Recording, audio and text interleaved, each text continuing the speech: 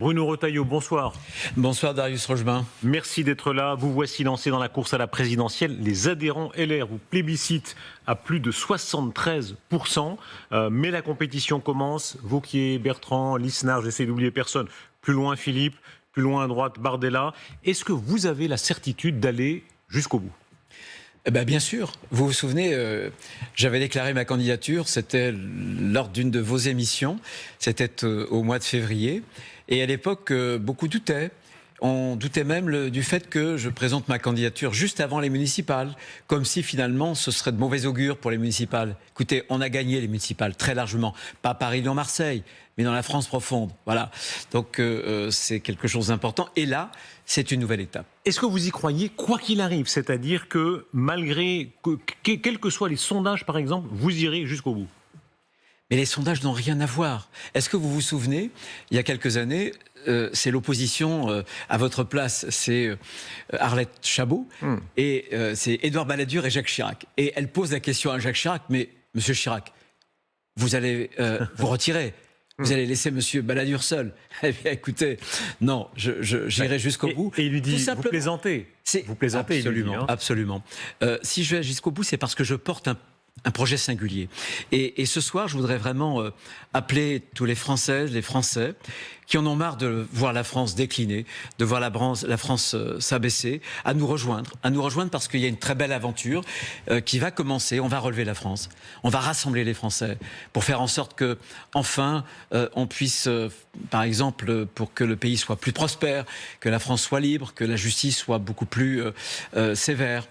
C'est un projet de société que je vais porter. On va parler de ces points de programme. Tout de même, le parcours, il est long et court à la fois. Une année, est-ce qu'à un moment donné, la logique du mieux placé s'imposera quand même ?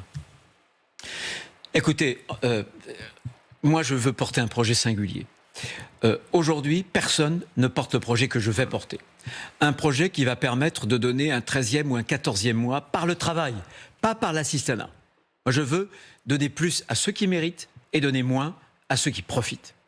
Ça, le Rassemblement national, par exemple, puisque je voyais sur votre écran M. Jordan Bardella, eux sont pour l'assistanat. Ils sont socio-étatistes. C'est le mal qui ronge la France et qui appauvrit les Français. Ça n'est pas tout à fait ce qu'il dit à la sortie du MEDEF. Le ton a quand même beaucoup changé. Quand il dit « l'entreprise, je crois dans la liberté d'entreprendre. On a besoin de redonner de la liberté à ceux qui créent et qui innovent ». Il n'est pas si loin de vous.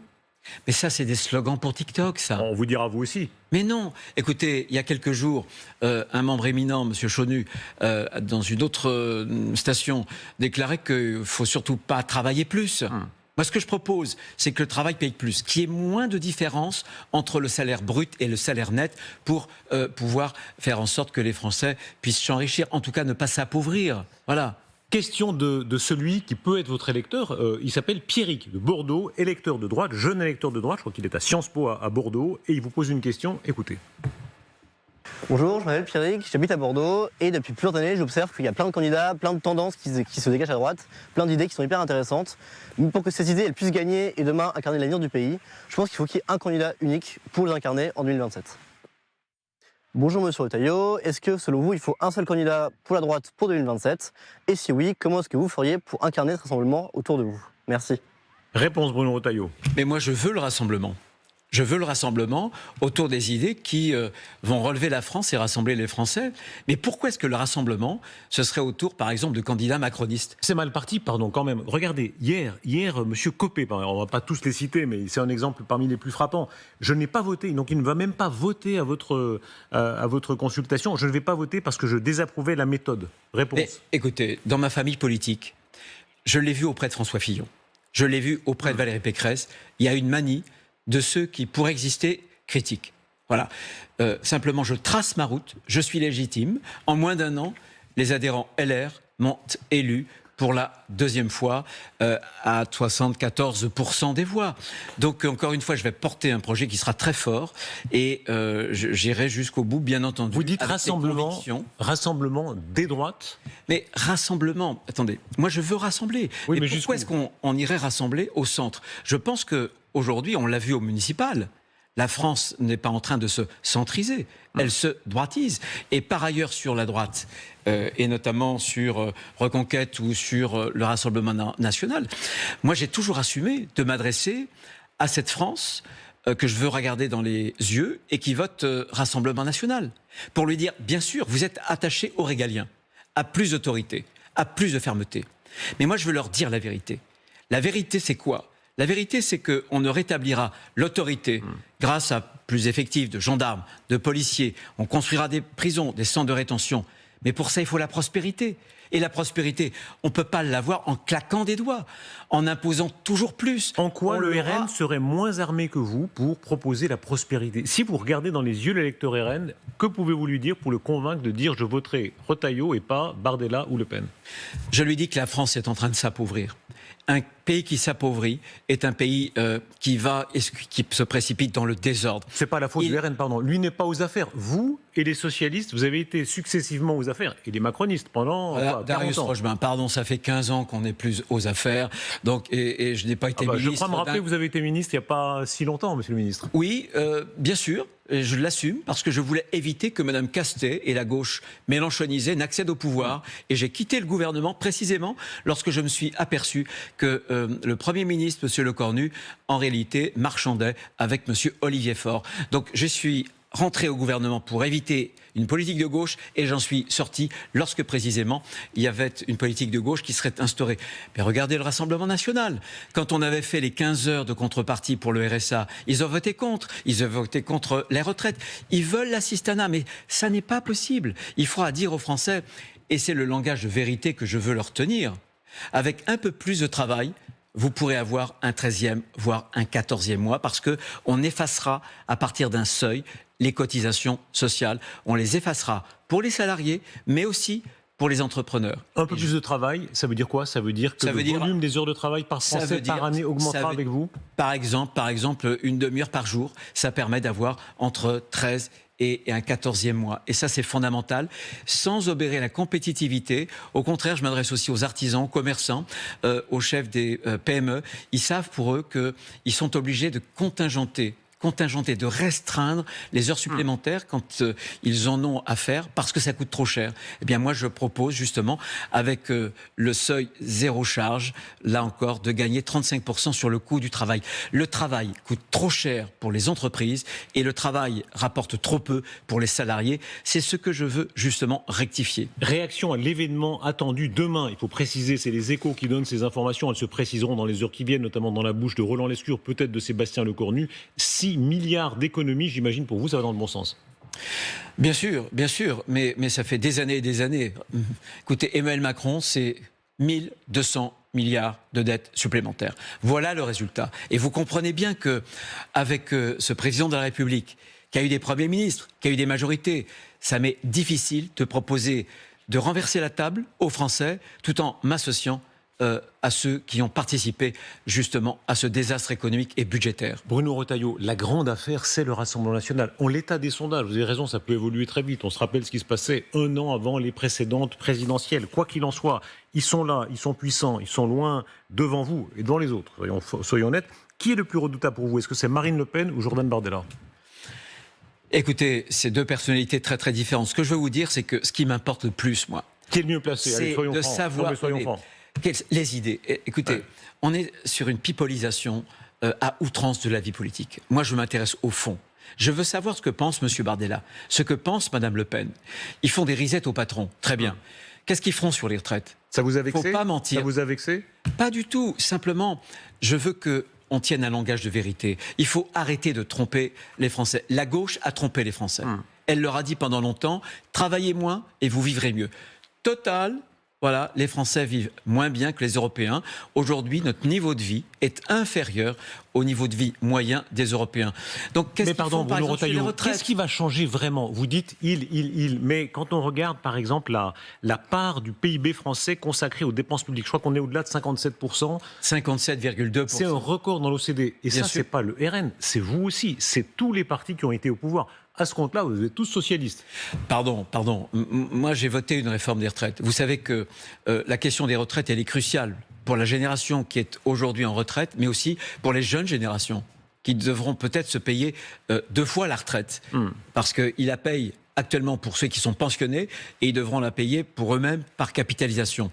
Les retraites, c'est 25% des dépenses publiques. C'est à peu près 50% du déficit public. Moi, j'ai pris mes responsabilités. À l'époque, j'étais dans l'opposition. Mais c'est pas parce que j'étais dans l'opposition et que je savais par ailleurs que ça n'était pas populaire que j'ai voulu voter contre. Je l'ai endossé parce que c'était le bien pour le pays et pour les jeunes générations. Est-ce qu'on peut gagner comme ça? Est-ce que vous pouvez vous présenter en 2027 en disant avec moi, Bruno Retailleau, je serai un peu le père Fouettard, c'est-à-dire qu'on travaillera plus, plus la semaine, Non. Et que l'âge de la retraite sera enfin, de votre point de vue, relevé? Vous vous trompez. Moi, je ne promets pas du sang et des larmes. Le sang et les larmes, c'est aujourd'hui. Est-ce que vous savez que aujourd'hui, 1 Français sur 10 ne mange pas à sa faim? Que 12% des Français se rendent sur les parkings de supermarchés pour trier dans les bennes. C'est ça qu'on veut? Un hôpital qui est fragilisé, une école qui reproduit les inégalités sociales, une justice qui a du mal à sanctionner? Non, aujourd'hui, moi, ce que je dis aux Français, on va retrousser les manches, mais ce sera pour relever le pays. Et ce sera pour qu'il y ait plus de prospérité pour chacun. Un 13e, un 14e mois. Mais je veux que ce soit dans la justice. Par exemple, je veux qu'on arrête l'assistanat. Le RN est pour l'assistanat. Moi, ce que je ferai, c'est un compte social unique. J'y mets la totalité des prestations sociales et je les plafonne à 70% du SMIC pour qu'en permanence, on sache qu'il y ait un écart entre, d'un côté, le revenu du travail et de l'autre, le revenu de la solidarité. Donc, l'État-providence avec vous reculera? L'État-providence reculera, mais il y a des gabegies. Et ce que je veux, moi, demain, parce que l'identité de la France, ça me passionne. Et les Français, ils sont très attachés. Dans cette identité, il y a ce que nous sommes, mais la sécurité sociale, c'est important. Aujourd'hui, si vous n'avez pas de relation, vous mettez des mois et des mois à avoir un rendez-vous avec un spécialiste. Si vous avez des relations, un bon carnet d'adresses, pas de problème, en quelques jours. Donc, je vais reconstruire aussi les services publics. Donc, vous voyez, mon projet ne sera pas du larme et du sang, ce sera un projet de vérité. Jamais je ne tromperai les Français. Toujours, je leur dirai la vérité. Quelle est votre différence avec le RN, au fond, aujourd'hui? Ah, il y en a plusieurs. Sur le plan économique, Essentiel.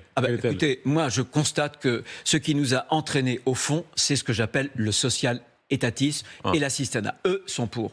Il change encore une fois. Je recite, Jordan Bardella, qui était invité au MEDEF. C'est un moment intéressant avec le MEDEF aujourd'hui. Il dit « Je ne suis pas de gauche. Je n'ai pas d'entreprise honteuse, je n'ai pas d'entreprise honteuse et je ne crois pas dans le droit à la paresse. » Ce n'est pas vraiment un discours social-étatiste. Non, mais je l'attends au tournant. Qu'est-ce qu'il fait sur la retraite? Qu'est-ce qu'il fait sur l'assurance chômage? Qu'est-ce qu'il fait sur l'assistanat? Les slogans, c'est très bien. Parler comme un tract, c'est très bien. Mais à un moment donné, on a trop perdu de temps en France. Aujourd'hui, c'est le déclin. Si on veut relever le pays, alors il faut être concret et il ne faut pas tromper les Français. Il y a un deuxième point qui me distingue. Moi, j'ai jamais soutenu M. Orban autant que Mme Le Pen n'a pu le faire. Celui qui l'a battu, d'ailleurs, c'est un membre de mon parti européen, le PPE. Ah, donc là aussi, les ambiguïtés vis-à-vis de M. Poutine, je ne me suis pas rendu, moi, à la Trump Tower pour célébrer l'avènement de M. Trump, vous voyez.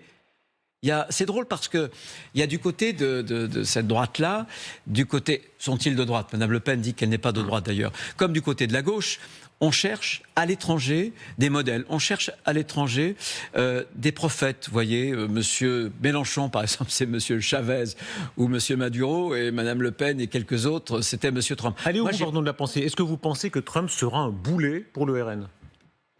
En tout cas, ça ne sera pas... Ça fait beaucoup quand même. Trump, M. Poutine et M. Trump quand même. Moi, je ne cherche pas mes modèles à l'étranger. Je les trouve en France. La grandeur avec le général de Gaulle.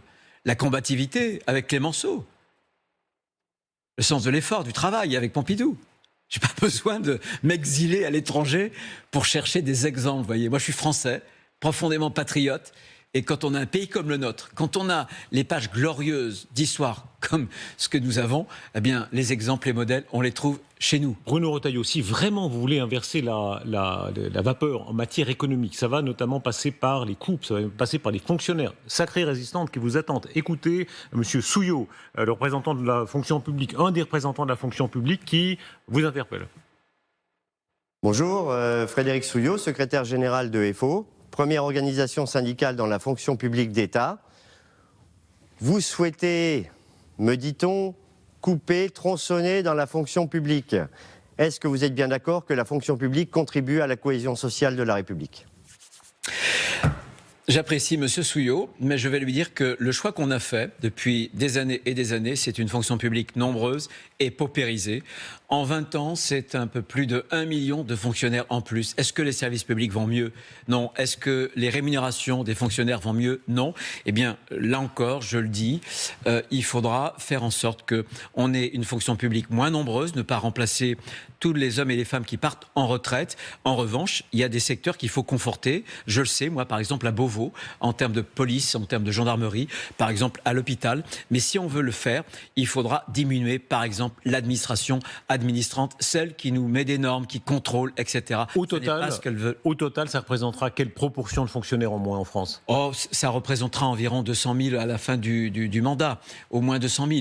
Mais c'est faisable, c'est totalement faisable, sans rien affecter. Le problème, c'est que les services publics fonctionnent mal aujourd'hui parce qu'ils sont bureaucratisés. Moi, je veux m'attaquer à la bureaucratie française. Bruno Retailleau, vous donniez tout à l'heure l'exemple du nouveau Premier ministre hongrois. Énorme retentissement, il a vaincu Viktor Orban. Il se présente comme un bon Européen, il est salué par les progressistes y compris comme bon Européen, et pourtant il bouscule les règles sur le pacte migratoire, sur ce qui est le contrôle aux frontières, ce qu'ils font à leurs frontières sud. Est-ce qu'il est pour vous un modèle? C'est-à-dire, est-ce qu'on peut être un bon Européen et en même temps bousculer la politique de l'Europe en matière migratoire? Mais il le faut. Et moi, j'ai été vraiment au cœur du réacteur dans les conseils européens justice affaires intérieures. J'ai fait bouger les lignes. Si aujourd'hui, on va avoir une révision de la directive retour qui était impossible avec un nouveau règlement retour où il y aura une règle. Quand il y a un étranger en situation irrégulière, la règle, ce sera l'éloignement forcé, contrairement à ce qu'il y avait avant. Donc, vous voyez que, là encore, c'est le 16e gouvernement PPE, de droite. J'appartiens à ce mouvement européen. Eh bien, il nous faut changer la politique de l'intérieur. Jusqu'où? Quelle décision peut illustrer ça? Les Hongrois vont très loin. Eux, ils sont opposés au pacte migratoire. Ils ont à leur frontière sud une espèce de barbelé. Ils s'opposent en violation de toutes les règles européennes. Est-ce que vous êtes capable de faire ça? Écoutez, les députés macronistes avaient d'ailleurs refusé de voter le financement des barrières physiques, justement, dans les frontières, aux frontières extérieures de l'Europe. Moi, je pense qu'il y a un énorme problème aujourd'hui avec les Espagnols. Monsieur Sanchez, ils régularisent 500 000 irréguliers qui vont pouvoir ensuite franchir les frontières, évidemment. Et là, il faut agir, bien entendu. Vous, au pouvoir, comment est-ce que vous empêcheriez ces régularisés en Espagne de venir en France? Mais je le mettrai au banc des nations européennes, déjà, parce que nous sommes désormais une majorité. Je rétablirai les contrôles aux frontières. Attendez, vous dites que vous mettriez l'Espagne au banc des nations européennes? Bien sûr. De quelle manière? Je mettrai par la négociation, évidemment. Par la négociation. Ça veut dire quoi par la négociation? Et je rétablirai de quoi souffrirait-il? Et je rétablirai les frontières. Je connais bien, il y a quelques dizaines de points de passage aux frontières, à la frontière sud, entre l'Espagne et puis la France. Je rétablirai les frontières. Ce que vous dites est très important, pardon. En dépit de Schengen, Dublin, etc., vous diriez on peut rétablir en 2027, par exemple, la frontière avec l'Espagne, comme j'allais dire au bon vieux temps. On peut le faire déjà. Vous savez que nous vivons depuis 9 ans, 2015. On dit que c'est une situation d'exception. Oui, ça dure depuis 2015, vous voyez. Ouais. Et donc, quand il y a crise, eh bien, on est autorisé à le faire. J'avais moi-même signé une demande à la Commission pour qu'on puisse... Non mais alors, soyons plus directs. À ce compte-là, est-ce qu'on est au stade où on veut rétablir des frontières, si j'allais dire, à l'ancienne, tout autour de la France? On ne peut pas supporter... Non mais on ne peut pas supporter la régularisation massive telle que M. Sanchez l'a faite. Ça n'est pas possible. C'est contraire, je veux dire, à l'esprit européen. Et heureusement, aujourd'hui, l'Europe a changé. Elle se droitise, elle aussi. Et on le voit bien. Moi, je l'ai vu au contact, d'ailleurs, de mes collègues, y compris de gauche, sociodémocrates. Les Danois, par exemple, ils veulent de la fermeté. Tous les pays ont adopté, sauf l'Espagne, sauf la France, une législation beaucoup plus dure en matière, justement, y compris les hubs de renvoi. Madame Frederiksen, au Danemark, qui est une social-démocrate, qui est théoriquement plus à gauche que vous, elle est pour les hubs de renvoi. Mais les hubs de renvoi, je les avais négociés, j'avais poussé dans la négociation, dans le règlement retour. Et ce que moi je proposais, ce que je souhaitais faire, c'était par exemple un centre de retour en Afrique pour accueillir notamment les clandestins qui vont à Mayotte.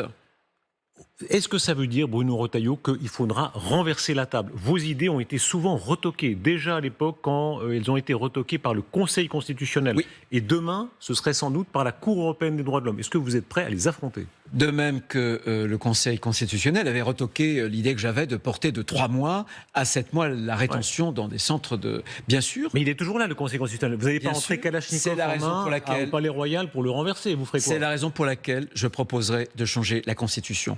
Toutes celles et ceux qui diront aux Françaises, pendant cette campagne et aux Français, pendant la campagne électorale présidentielle, on va bouleverser les règles en matière migratoire, on va les bouleverser par exemple sur la justice des mineurs, s'ils ne changent pas, s'ils n'assument pas de changer la Constitution, ça veut dire qu'ils ne feront rien. Je veux renverser la table et ce que je veux faire, c'est donner aux gens, aux Français, le pouvoir d'agir par eux-mêmes, de choisir leur politique migratoire, de choisir leur politique pénale, par justement le référendum notamment. Vous aviez dit sur cette même chaîne, et ça avait marqué le début de votre mandat ministériel, l'immigration n'est pas une chance pour la France. Très concrètement, si vous êtes président de la République en 2027, qu'est-ce qui changerait? Qu'est-ce qui changerait profondément dans l'évolution démographique de la France? Je ferai reculer l'immigration. Je ferai reculer l'immigration illégale, mais aussi l'immigration légale. Parce qu'il y a un lien entre les deux. L'immigration illégale, souvent, commence par l'immigration légale. On donne des visas. On est le premier pays européen à distribuer autant de visas. Quasiment 1 million de plus que l'Allemagne. Le second.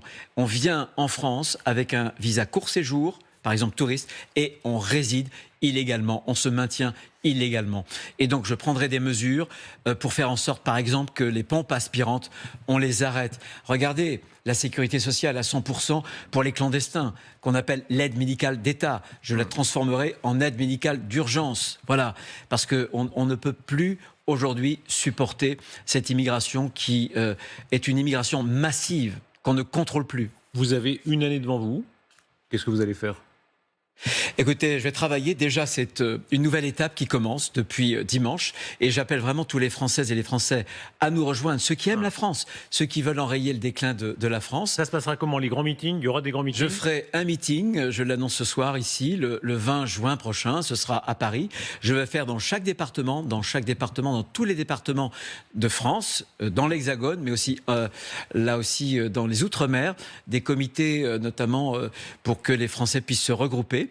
Les comités des équipes pour la France, voilà. Je veux aussi déployer, puisqu'on a une quarantaine de groupes de travail, et tous les 15 jours, je déploierai des idées nouvelles, des propositions pour changer la France, pour améliorer la vie quotidienne des Français.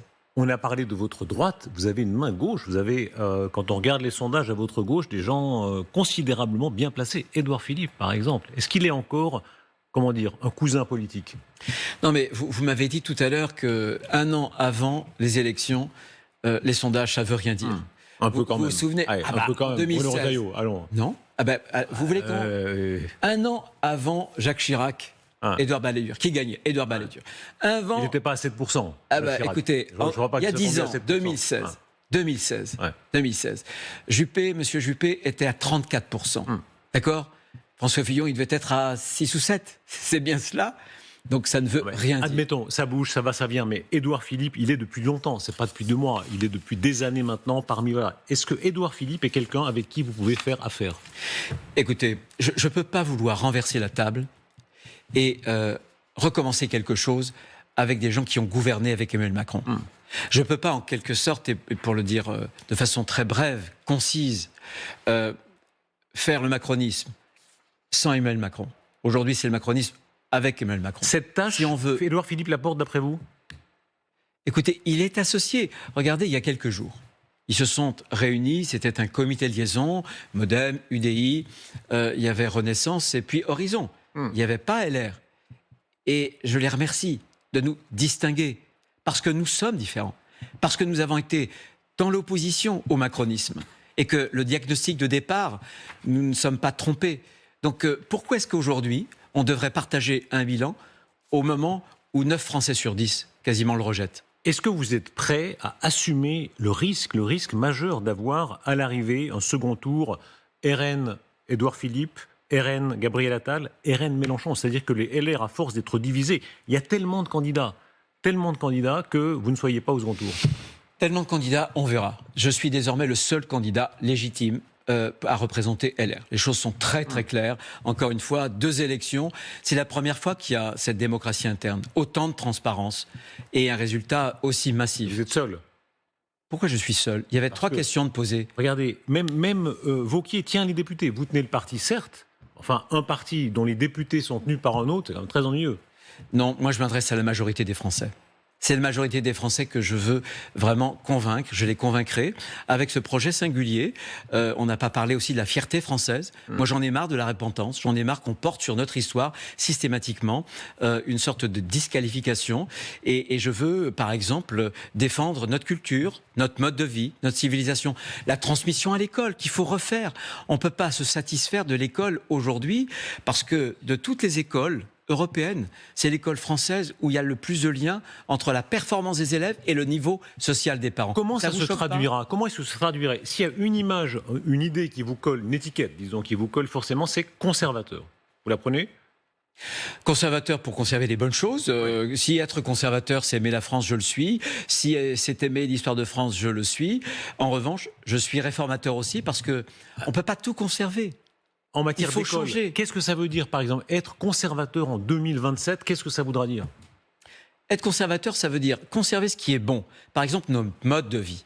Voilà, on a une tradition, une culture judéo-chrétienne, on doit la garder. Voilà. Je me souviens, il y a quelques mois, à la question, vous savez, les Noël ou pas, les vacances d'hiver, les vacances de Noël, 87% des Français qui n'ont pas de religion disaient que pour eux, Noël, c'est important. Donc, on n'est pas sur le religieux, on est sur le culturel. Voilà. Ces racines-là, moi, je les assume. Mais ce que j'assume aussi, c'est qu'on ne peut pas uniquement vouloir conserver. Parce que si on veut être dans le statu quo, ce sera le déclin irrémédiable pour la France. Et donc, il faudra changer. En matière de travail, en matière de justice, d'immigration, en matière d'école, bien entendu. L'actualité, c'est ce qui se passe dans le détroit d'Ormuz avec toutes les conséquences ici en France. On voit à quel point le prix des carburants inquiète, et avec raison, les Français. Si vous étiez président, pas en 2027, mais maintenant, que feriez-vous? Si j'étais président sur Ormuz, je constituerais effectivement depuis le départ. D'abord, je ne me serais pas fait mettre, comment dirais-je, comme spectateur à côté. J'aurais essayé depuis le départ d'engager un dialogue, notamment avec Israël et puis avec les États-Unis. Mais je pense qu'il faut préparer l'après-hostilité pour qu'on puisse retrouver la liberté de circulation. En revanche, sur le prix des carburants.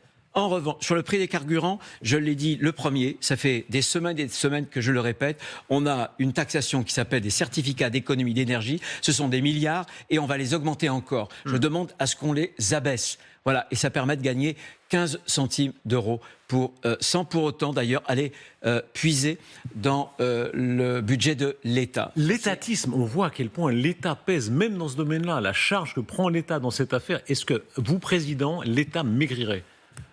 Bien sûr, je veux un État fort, mais pas un État obèse. Aujourd'hui, l'État s'est totalement, comment dirais-je, bureaucratisé et il est devenu impuissant. Et c'est ce que sentent les Français. Je pense qu'au cœur du malaise démocratique des Français, il y a cette idée que finalement, jamais ils ont aussi peu pesé sur les choix collectifs. Et ils se disent finalement, le pouvoir n'a plus le pouvoir. C'est pour ça que je veux réviser la Constitution pour donner le pouvoir aux Français par le référendum. Et ça, c'est fondamental. La part personnelle, alors vous avez une image austère. Voilà, ça vous va, austère?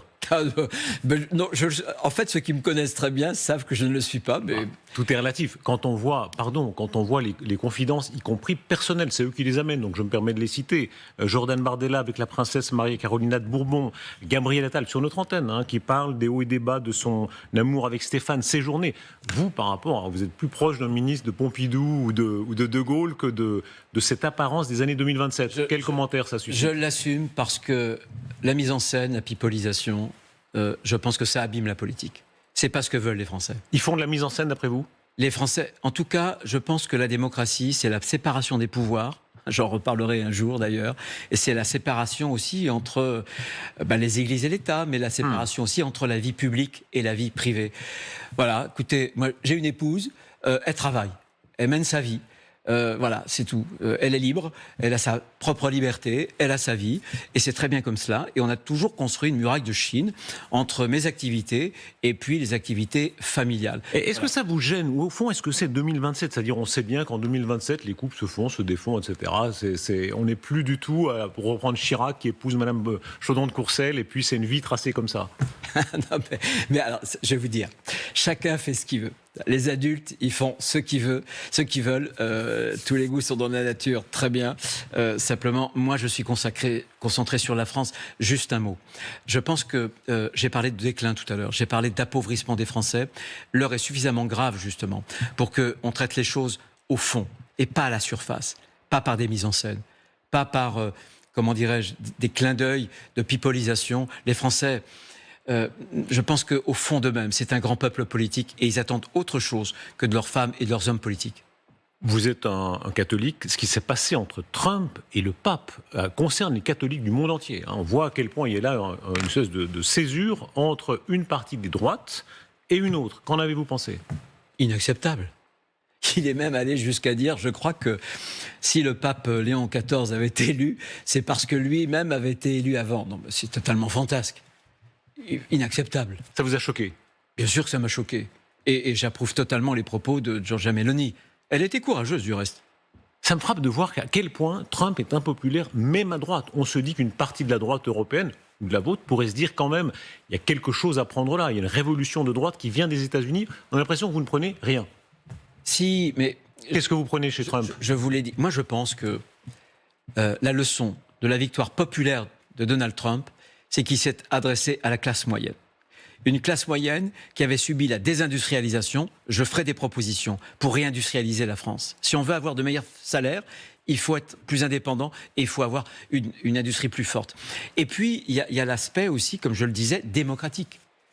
Vous savez, Mme Clinton avait traité les milieux populaires de déplorables. Bien, je pense que c'est pareil en France. Regardez les gilets jaunes. Ils portaient cette exigence de plus de démocratie. Et cette exigence, je veux la reprendre. Je pense qu'aujourd'hui, précisément, ce ne sont pas les gens qui gouvernent, c'est trop souvent, les juges. Je veux vraiment que les gens, et notamment le peuple, puissent gouverner. Vous avez une dent contre les juges, hein. Plusieurs fois. Vous avez été, ça fait plusieurs fois que vous en prenez aux juges. Qu'est-ce qui vous gêne chez les juges ? Non, je veux la séparation des pouvoirs. Ils prennent trop de pouvoir d'après vous ? Mais je pense que lorsqu'ils sortent des textes, des traités, de la Constitution, pour inventer des jurisprudences qui n'ont rien à voir avec ce qui est écrit, je pense que c'est problématique. Et je pense que quand on est démocrate, quand on veut l'état de droit, on est pour la séparation des pouvoirs.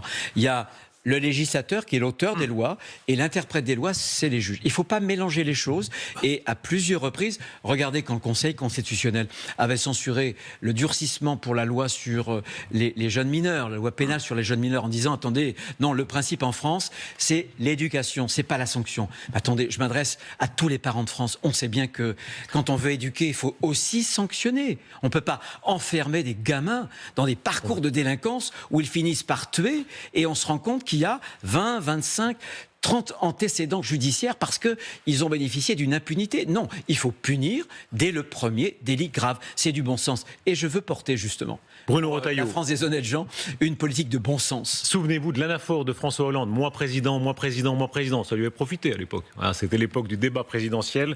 Petite anaphore, petit moi président en version internationale, puisqu'on a peu parlé d'international. Vous, président, est-ce que vous autoriseriez le survol du territoire par les avions américains pour aller bombarder au Proche-Orient ? Je m'en tiendrai à ce qui se passe actuellement. Il y a des avions américains qui atterrissent à Istres. Ils ne sont pas armés, ce n'est pas pour bombarder, c'est des moyens logistiques. Vous, président, est-ce que vous interviendriez militairement pour contribuer à débloquer le détroit d'Ormuz maintenant ? Maintenant, non. Après, oui. J'interviendrai en revanche au Liban à la tête d'une coalition internationale pour désarmer le Hezbollah.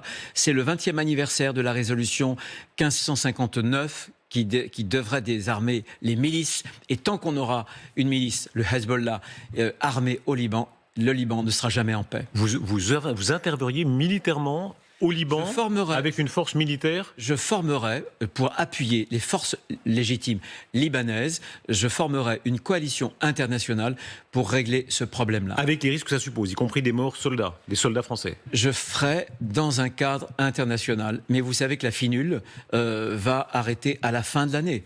On ne peut pas le laisser ce Liban, qui est un pays ami, dans cet état-là. Jamais il ne retrouvera la paix et la prospérité si le Hezbollah n'est pas désarmé. Vous, Président, est-ce que vous rompriez l'accord d'association Israël-Union européenne, comme certains États le préconisent, Espagne, Irlande, Slovénie? Certainement pas. Certainement pas. Israël est une démocratie au cœur d'une région chahutée. Je considère que M. Netanyahou ne fait pas tout bien.